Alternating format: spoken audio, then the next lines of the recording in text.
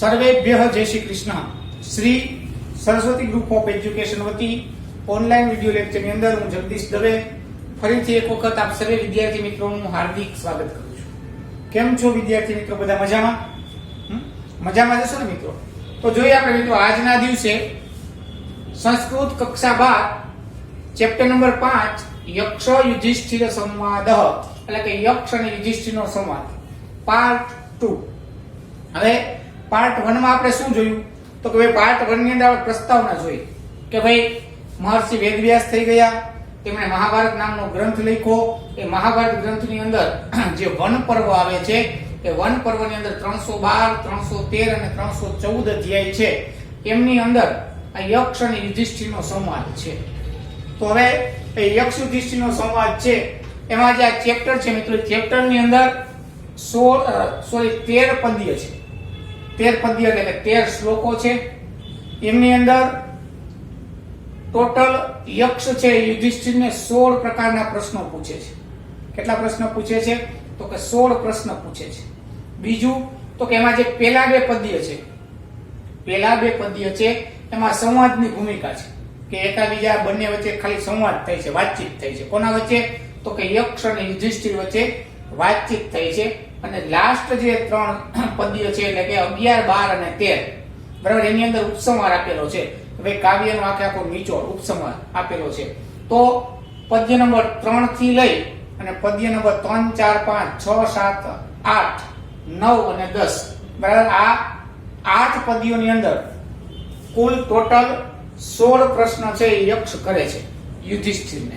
તો આપણે જોઈએ ટેક્સ્ટ બુક ની અંદર આપણી જે પ્રસ્તાવના આપેલી છે એક વખત જલ્દીથી આપણે તેને જોઈ જઈએ, વાંચી જઈએ એટલે આપણને ખ્યાલ આવે. આમ તો ખ્યાલ આવી જ ગયો છે, છતાં પણ એક વખત રિપીટ થઈ જાય એટલા માટે જલ્દીથી એને જોઈ જઈએ. મહર્ષિ વ્યાસ રચિત મહાભારત એક વિશ્વકોશ સમૂહ ગ્રંથ છે. 1 લાખ શ્લોકોની સંખ્યા ધરાવતા આ મહાન ગ્રંથ માટે કહેવાયું છે કે યદિ હાસ્તિ તદન્યત્ર યન્ને હાસ્તિ ન ત્યક્તચિત, કે આ એક મહાવિશ્વકોશ નામ જેવો ગ્રંથ છે. અને ગ્રંથની અંદર એવું કહેવાયું છે, શું કહેવાયું છે કે ભાઈ જે મહાભારતમાં જ છે ને એ જ બધી જગ્યાએ છે, અને જે મહાભારતમાં નથી એ બીજે સંપૂર્ણ જગતમાં વિશ્વમાં ક્યાંય પણ છે નહીં. એટલે આનો એક અર્થ એવો પણ નીકળે કે આપણા જિંદગીના કોઈ પણ એવા સવાલો નથી કે જેનો જવાબ આ મહાભારતની અંદર ન હોય. ઘણા લોકો એવું કહે કે મહાભારત છે ઘરમાં ન રખાય, ઝઘડા થાય, કારણ કે એની અંદર આખું યુદ્ધનું જ વર્ણન છે કે મહાભારત રખાય નહીં, ભાઈઓ ભાઈઓમાં બધી ઝઘડા થાય. પરંતુ હું તો એવું કહું છું કે મહાભારત છે ને એ ઘરમાં રખાય, ઝઘડા ન થાય. ખાલી એવું કીધું કે મહાભારતના જે લાખ શ્લોકો છે તો આપણે ક્યારે વાંચી લઈએ, પણ ખાલી મહાભારતના દર્શન કરવામાં આવે ને, જો દરરોજ એના દર્શન કરીએ તો પણ આપણા પાપો છે બળી ભસ્મ થઈ જાય. તો ઝઘડાની ક્યાં વાત થઈ છે? એટલે કીધું કે જે મહાભારતમાં છે એ બીજે ક્યાંય પણ છે નહીં. આગળ આ કથન દ્વારા કરવામાં આવેલી ઘોષણા અક્ષરશ સાચી છે. અને જે આ વાક્ય છે સંસ્કૃતનું કે યદ હાસ્તિ તદન્યશ્ચ યન્ને હાસ્તિ ન ત્યક્તચિત, એટલે કે આ જે વાક્ય જે કહેવા માંગે છે અક્ષરશ એટલે એક એક અક્ષર એમના સાચા છે, કે જે મહાભારતમાં છે એ જ બધે છે. આપણા ઘરે ઘરમાં આવું જ છે. આમાં ભાઈઓ ભાઈઓનું યુદ્ધ હતું, આપણે અત્યારે ભાઈઓ ભાઈઓ ઝઘડા જ કરીએ છીએ.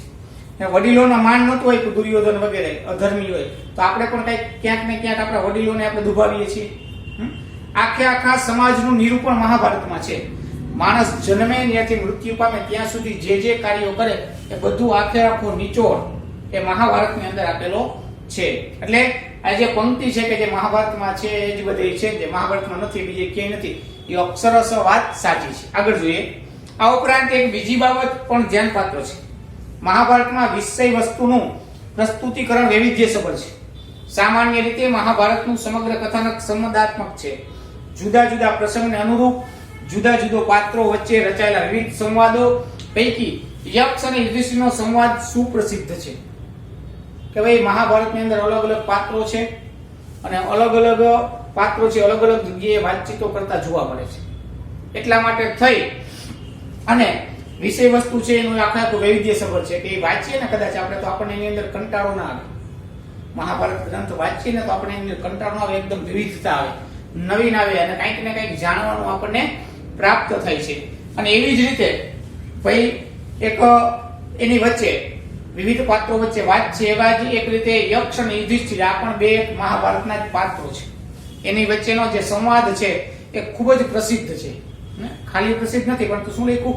સુપ્રસિદ્ધ છે, એટલે ખૂબ જ પ્રસિદ્ધ છે. મહાભારતની અંદર વન પર્વ છે, એમાં 312, 13 અને 14 આ સંવાદની પૃષ્ઠભૂમિ કંઈક આ પ્રકારે છે કે જે મહાભારતની અંદર જે વન પર્વ આવેલું છે એમના જે અધ્યાય નંબર 312, 13 અને 14 એની જે પૃષ્ઠભૂમિ છે એ કંઈક આ પદ્ય જેવી છે. એટલે કે આ પદ્ય એમાંથી લેવામાં આવ્યું છે, ત્યાંથી લેવામાં આવ્યું છે. આ ખાસ યાદ રાખ્યા જેવો પોઈન્ટ છે કે આ પદ્ય ક્યાંથી લેવામાં આવ્યું? તો કે મહાભારતના વન પર્વના 312, 13 અને 14માં અધ્યાયમાંથી લેવામાં આવેલું છે. આગળ જોઈએ. વનવાસી જીવન જીવતા પાંડવો એકવાર કોઈ વૃક્ષ નીચે વિશ્રામ કરી રહ્યા. તે દરમિયાન તરસ લાગતા પીવાનું પાણી લેવા માટે નકુલ અને સહદેવને મોકલવામાં આવ્યા અને ઘણો સમય પસાર થયો છતાં એ પાછા આવ્યા નહીં. એટલે અર્જુનને અને તે પણ પરત ના આવતા ભીમને મોકલવામાં આવ્યો. ઘણો સમય થયા પછી ભીમ પણ પાછો આવ્યો નહીં. એટલે અર્જુન એટલે યુધિષ્ઠિર સ્વયં જાય છે. સરોવરના કિનારે પહોંચીને યુધિષ્ઠિર પોતાના ચારેય ભાઈઓને અચેતન પડેલા જોઈ આશ્ચર્ય પામે છે. યુધિષ્ઠિર જ્યારે સરોવરના જળને લેવાનો ઉપક્રમ કરે છે ત્યારે અદ્રશ્ય રહેલા કોઈ યક્ષ તેને રોકે છે અને જણાવે છે કે આ બધા તમારા ભાઈઓને મેં જ અચેતન કર્યા છે. શું કહે છે કે ભાઈ પાંડવો છે વનવાસ દરમિયાન હોય ત્યારે કોઈ વૃક્ષ નીચે બેસીને તરસ લઈ ગયો એટલે સહદેવને નકુલને મોકલે છે, તમે જાઓ જલ લઈ આવો. સરોવરે જલ લેવા જાય, સમય પસાર થઈ જાય, આવતા નથી. ઉપક્રમે અર્જુનને ભીમને મોકલે છે, એ પણ આવતા નથી.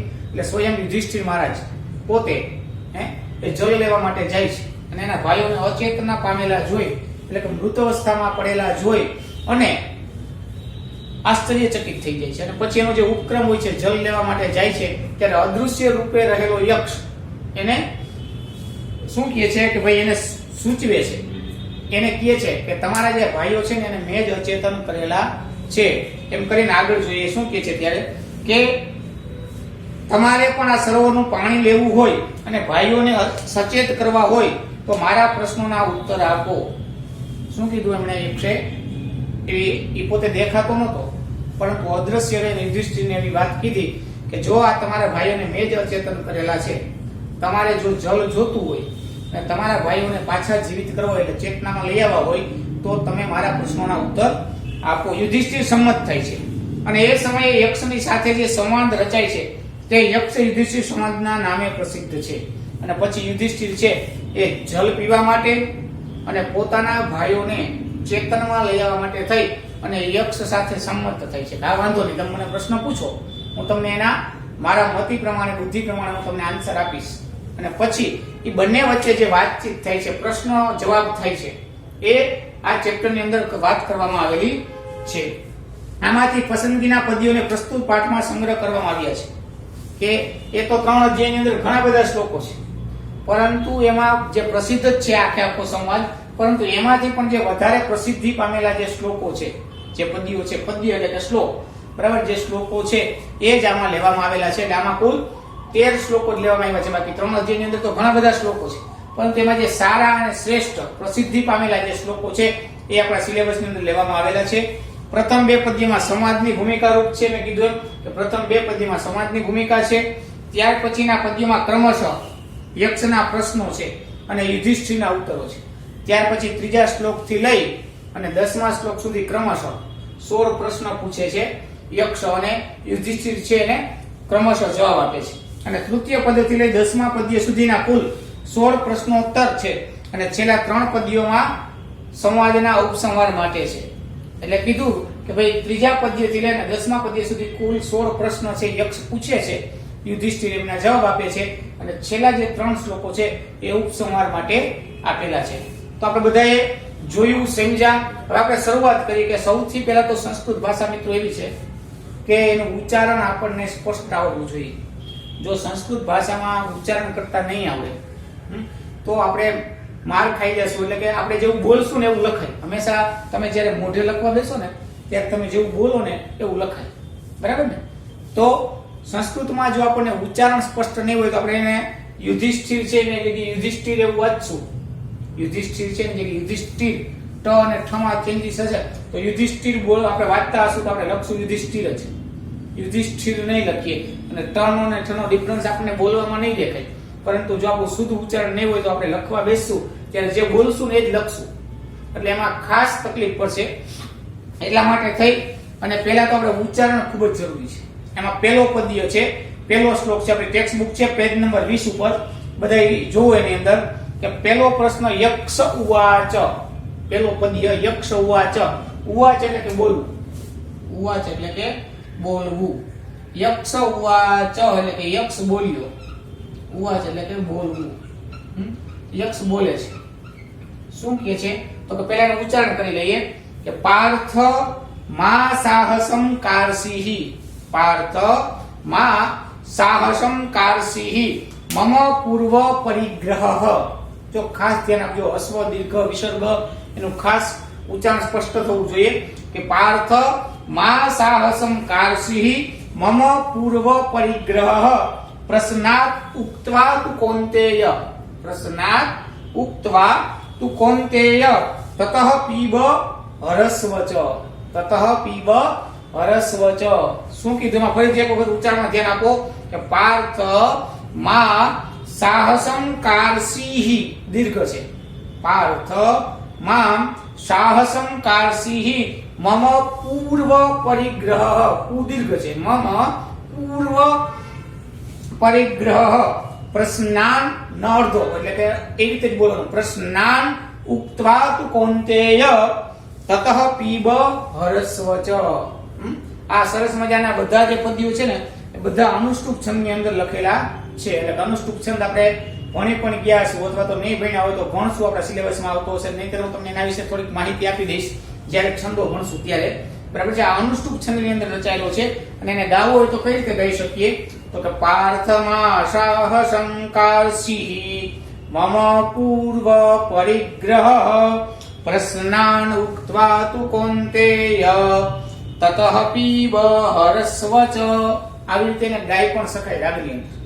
હવે આપણે એટલે શ્લોકને સમજીએ. શું કીધું છે ભાઈ, સંસ્કૃત ભાષાના જે શ્લોક છે ને એના આપણને અર્થ છે આડાવડા હોય. ડાયરેક્ટ માનો કે કીધું કે પાર્થ મામ સાહસમ કારસિ, ત્યાંથી ડાયરેક્ટ એનો અર્થ સ્ટાર્ટ થાય નહીં. એના માટે થઈને આપણને વાક્ય રચના આવડતી હોવી જોઈએ. બરાબર છે. એટલે આડાવડા અર્થો થતા હોય તો એના માટે થઈને આપણે અન્વય શબ્દ આપણે સાંભળ્યો જશે. અન્વય ખૂબ જ જરૂરી છે. અન્વય કરતા જો આપણને આવડશે તો જ આપણે એ શ્લોકનો સરસ મજાનો અર્થ કરશું. અહીંયા મેં અઘરા શબ્દો લખ્યા છે, એ સિવાય હું અહીંથી મોઢે તમને જે શબ્દ અહીંથી કહું છું જેના મિનિંગ, જેના અર્થ જો તમને ન સમજાય તો મેં પહેલા જ લેક્ચરમાં કીધું હતું કે નોટ અને પેન લઈને બેસવાનું છે, તો તમે સાથે સાથે લખતા જજો, વર્ક કરતા જજો, એટલે તમને લેક્ચર બોરિંગ ના લાગે. જોઈએ આપણે હવે કે અન્વય કરીએ કે યક્ષ ઉવાચ એટલે કે યક્ષ કહે છે કે હે પાર્થ. જો પાર્થ છે ને એ શું છે તો કે ભાઈ એ બોલાવેલું છે, એટલે કે આપણે ભાઈ સંબોધન વિભક્તિમાં છે એટલે આગળ હે લગાડ્યો. બરાબર કે હે પાર્થ સાહસમ મા કારસિહિ, હે પાર્થ સાહસમ મા કારસિહિ. શું કીધું પહેલા તો કે હે પાર્થ એટલે કે હે પાર્થ એટલે કે હે યુધિષ્ઠિર. યુધિષ્ઠિર નું પણ એક નામ પાર્થ છે, એટલે યુધિષ્ઠિરને સંબોધન કરી અને યક્ષ કહે છે કે હે પાર્થ એટલે કે હે યુધિષ્ઠિર સાહસમ મા કારસિ. શું કીધું? સાહસમ એટલે કે તમે સાહસ મા કારસિ, જો મા કારસિ એટલે કે કરીશ, કારસિ એટલે કે કરીશ અને મા એટલે નહીં. અહીંયા મા છે ને એ નેગેટિવ ના અર્થમાં છે. કેના અર્થમાં છે? નેગેટિવ ના પાડે છે. શું કીધું કે હે પાર્થ સાહસમ મા કારસિ એટલે કે તું સાહસ કરીશ નહીં. મા એટલે કે નહીં અને કારસિ એટલે કરીશ, કે હે પાર્થ તું સાહસ કરીશ નહીં, હે યુધિષ્ઠિર તું સાહસ કરીશ નહીં. પછી બીજામાં શું કીધું કે હે કૌન્તેય, એના માટે બીજું સંબોધન. એમાં જ શબ્દ જો બીજી લીટીમાં શબ્દ છે કે કૌન્તેય એટલે કે હે કૌન્તેય એટલે કે હે કુંતીના પુત્ર. હે યુધિષ્ઠિર કોના દીકરા હતા તો કે કૌન્તેય એટલે કે હે કુંતીના પુત્ર મમ પૂર્વ પરિગ્રહ. મમ એટલે કે મારો પૂર્વ પરિગ્રહ. જો એમાં લખો શબ્દ પૂર્વ પરિગ્રહ. પૂર્વ એટલે કે પહેલાથી અને પરિગ્રહ એટલે કે થયેલો અધિકાર. હે આ તળાવ ઉપર મારો પહેલેથી જ અધિકાર છે. અધિકાર એટલે કે હક, એવો અર્થ પણ કહી શકીએ આપણે, હક. બરાબર છે. શું કહે છે કે હે કૌન્તેય પૂર્વ પરિગ્રહાર એટલે કે ભાઈ મારો આ સરોવર ઉપર પહેલેથી જ અધિકાર છે અને મારો અધિકાર છે એટલા માટે થઈ અને શું કહે છે તો કે પ્રશ્નાન ઉક્ત્વા. જેમાં શબ્દમાં છે બીજી લીટીમાં પહેલી લાઈન બરાબર છે, પ્રશ્નાન ઉક્તવા એટલે કે પ્રશ્નોના ઉક્તવા એટલે કે જવાબ આપીને, પ્રશ્નાન ઉક્તવા તું એટલે કે પ્રશ્નાન એટલે કે પ્રશ્નોના જવાબ આપ્યા પછી તું તતઃ પીવ હરસ્વ ચ કે મારા પ્રશ્નોના જવાબ આપીને જ તું જળ પી. ત્યાં સુધી તારે જળ પીવાની જરૂર છે નહીં, ત્યાં સુધી તું જળ પી શકીશ નહીં. પેલા તો આવ્યા એટલે કે શું કીધું એને, તો કે હે પાર્થ, જો ફરીથી હું અર્થ બોલું છું કે હે પાર્થ એટલે કે હે પાર્થ એટલે કે હે યુધિષ્ઠિર, સાહસમ મા કારસી, હે યુધિષ્ઠિર તું જળ પીવાનું સાહસ કરમાં. યુધિષ્ઠિર જઈને ભાઈઓને જોઈએ પછી જળ પીવા જાય એટલે યક્ષ છે અદ્રશ્ય રૂપે બોલે છે કે હે પાર્થ સાહસમ આમ કારસી એટલે કે તું સાહસ કરમાં. કોનો? તો પાણી પીવાનું. શું કામ? તો કે હે કૌંતેય હે કુંતી પુત્ર યુધિષ્ઠિર મમ પૂર્વ પરિગ્રહાત કે જેની ઉપર મારો પહેલેથી જ અધિકાર છે, એ હક છે, એટલા માટે થઈ અને તું પાણી પીવાનો સાહસ કરમાં. પહેલા તું પાણી પીવાનો સાહસ કરમાં. શું કામે? તારે પાણી પીવું તો શું કરવું પડશે? તો કે મમ પ્રશ્નાન ઉક્તવા મારા પ્રશ્નોના ઉક્તવા એટલે કે જવાબ દઈને તતઃ એટલે કે ત્યાર પછી પીબ હરસ્વ ચ એટલે કે ત્યાર પછી તું આનંદથી જળ પી અને હરસ્વ ચ, હરસ્વ એટલે કે હરવું એટલે કે લઈ જા, હરસ્વ ચ એટલે કે હર એટલે કે લઈ જા. તું જો શું કીધું એમાં? તો કે પીબ હરસ્વ ચ હે કૌંતેય તું પ્રશ્નાનુક્તવા મારા પ્રશ્નોના જવાબ આપીને પછી જલમ પીવ જલને પી અને હરસ્વ ચ અને તારે જોતું હોય તો લઈ પણ જા. પણ પેલા તારે શું કરવું જોશે? તો કે મારા પ્રશ્નોના જવાબ આપવા જોશે. ફરીથી એક વખત ખાલી ભાષાંતર બોલું છું કે યક્ષ છે એ યુધિષ્ઠિર જ્યારે પાણી પીવા માટેથી જાય છે એટલે અદ્રશ્ય સ્વરૂપે યક્ષ છે ને રોકે છે ને કહે છે કે હે પાર્થ હે યુધિષ્ઠિર તું સાહસ કરીશ નહીં, હે પાણી પીવાનું તું સાહસ કરીશ નહીં. શું કામે? તો કે આ સરોવર ઉપર મારો પહેલેથી જ અધિકાર છે, મારો હક છે, એટલા માટે થઈ ને તું આ સરોવરનું પાણી પી શકીશ નહીં. જો તારે સરોવરનું પાણી પીવું હોય તો મારા પ્રશ્નોના તું જવાબ આપ. હું તને જે કઈ પ્રશ્ન પૂછું એના તું જવાબ આપ અને ત્યાર પછી તું પાણી પી અને હરસ્વ ચ જો તારે લઈ જવું હોય તો તું પણ લઈ પણ જઈ શકે છે, પરંતુ એ પહેલા તારે મારા પ્રશ્નોના જવાબ આપવા પડશે. આવો પહેલા શ્લોકનો અર્થ. બીજો શ્લોક જોઈએ આપણે. યુધિષ્ઠિર વાચ આવું કહે છે યક્ષ એટલે યુધિષ્ઠિર કહે છે. શું કહે છે? તો કે ન ચાહમ કામયે યક્ષ, ખાસ ઉચ્ચારણ પર ધ્યાન આપજો. ન ચાહમ કામયે યક્ષ તવ પૂર્વ પરિગ્રહમ. ફરીથી એક વખત. ન ચાહમ કામયે યક્ષ તવ પૂર્વ પરિગ્રહમ યથા પ્રજ્ઞમ તુ તે પ્રશ્નાન, યથા પ્રજ્ઞમ તુ તે પ્રશ્નાન પ્રતિવક્ષ્યામિ પૃચ્છમામ, પ્રતિવક્ષ્યામિ પૃચ્છમામ. આ પણ અનુષ્ટુપ છંદની અંદર છે અને ગાવો હોય તો આ રીતે ગાઈ શકીએ. ન ચાહમ કામયે યક્ષ તત પૂર્વ પરિગ્રહમ યથા પ્રજ્ઞમ તુ તે પ્રશ્નાન પ્રતિવક્ષ્યામિ મામ પૃચ્છ. એટલે કે શું કહે છે કે યુધિષ્ઠિર હવે એને કહે છે, યુધિષ્ઠિર હોવા છે એટલે કે યુધિષ્ઠિર બોલ્યા યક્ષે જ્યારે કીધું કે આ સરોવર ઉપર મારો પહેલેથી અધિકાર છે અને તમે એનું જળ પી શકશો નહીં. જો તમારે પીવું હોય તો પહેલા મારા પ્રશ્નોના ઉત્તર આપો અને પછી તમે જળને પીશો અને લઈ જવું તો લઈ પણ જઈ શકો. એટલે યુધિષ્ઠિરના ઉત્તરમાં આપે શું કહે છે યુધિષ્ઠિર કે હે યક્ષ. અહીંયા પણ સંબોધન વિભક્તિ છે, યક્ષને સંબોધન કરીને કહે છે. કોણ કહે છે? તો કે યુધિષ્ઠિર રાજા કહે છે કે હે યક્ષ અહમ તવ પૂર્વ પરિગ્રહમ ચ ન કામયે.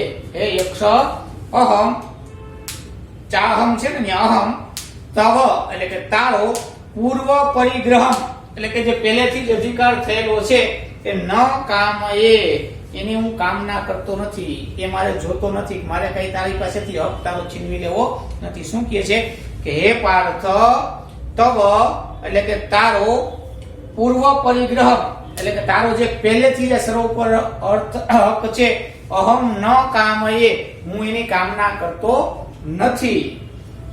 તું તે પ્રશ્નાન યથા પ્રજ્ઞમ, તું તે પ્રશ્નાન યથા પ્રજ્ઞમ એટલે કે તું બરાબર છે યક્ષને કહે છે કે હે યક્ષ તું તે એટલે કે તમારા પ્રશ્નાન એટલે કે જે પ્રશ્નો છે યથા પ્રજ્ઞમ એટલે કે તમારા જે પ્રશ્નો છે એના જવાબ યથા પ્રજ્ઞમ, પ્રજ્ઞ એટલે કે પ્રજ્ઞ એટલે કે બુદ્ધિ, કે તમે પ્રશ્ન પૂછો એના જે જવાબ છે યથા પ્રજ્ઞમ એટલે કે મારી બુદ્ધિ અનુસાર પ્રવિક્ષ્યામી, પ્રવિક્ષ્યામી કે પ્રતિવક્ષ્યામી છે, બરાબર છે, પ્રવિક્ષ્યામી એટલે કે પ્રતિવક્ષ્યામી એટલે કે ઉત્તર આપીશ. કઈ રીતે? તો કે યથા પ્રજ્ઞમ, મારી જેવી બુદ્ધિ છે એ પ્રમાણે હું ઉત્તર આપીશ. એટલા માટે થઈ અને પૃચ્છમામ, તમે મને પૂછો, તમારા જે પ્રશ્નો છે એના મારી બુદ્ધિ પ્રમાણે હું ઉત્તર આપીશ. એટલા માટે પૃચ્છમામ, હે યક્ષ તમે મને પ્રશ્ન પૂછો.